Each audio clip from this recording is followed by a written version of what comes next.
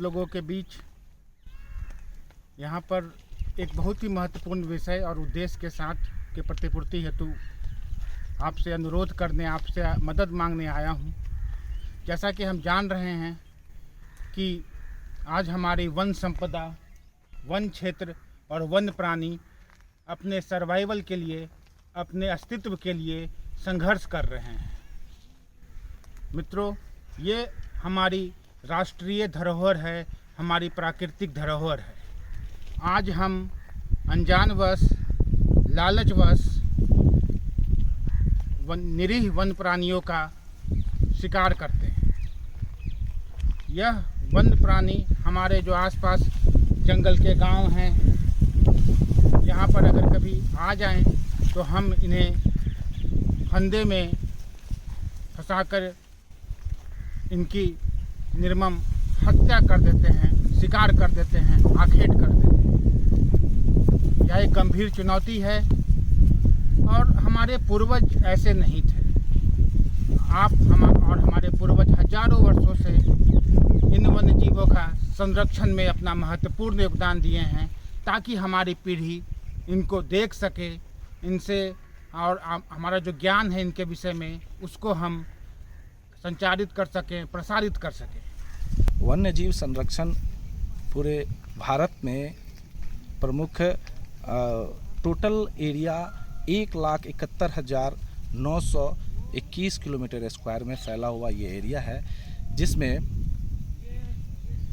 प्रमुखतः 981 protected area है, जिसमें 104 national park, 566 wild life sanctuary, 97 conservation reserve और 200 कम्युनिटी रिजर्व हैं, जिसमें प्रमुखतः 4 तरह के वन्यजीवी प्राणी पाए जाते हैं।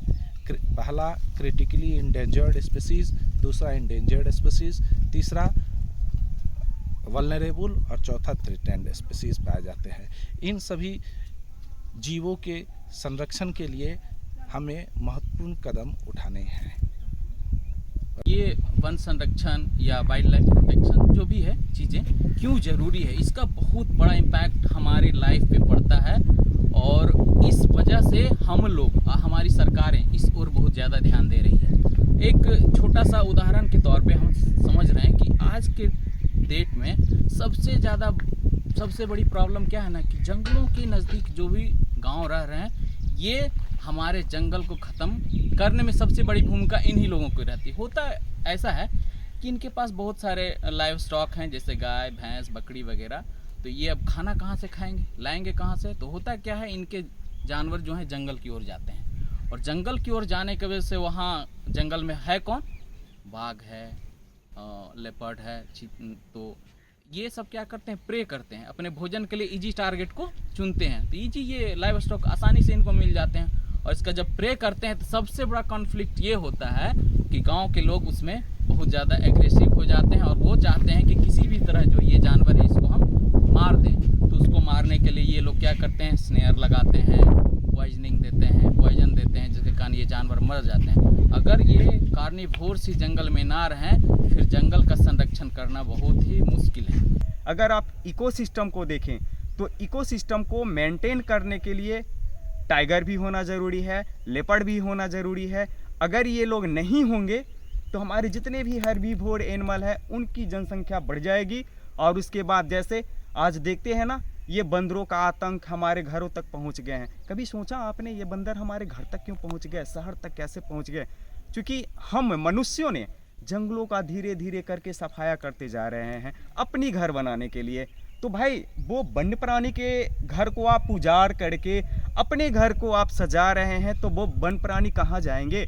आप ही के घर में तो आएंगे ना।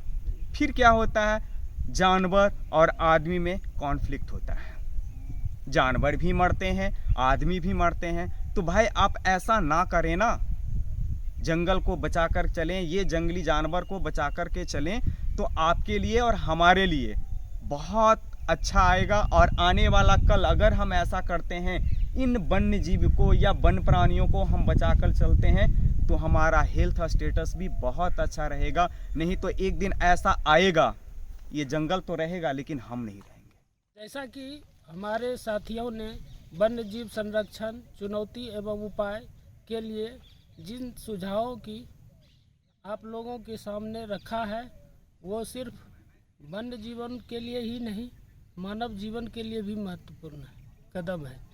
तो मैं ये समझता हूँ कि आज और अभी से इस महत्वपूर्ण कार्य में हमारे सहयोगी बने। धन्यवाद।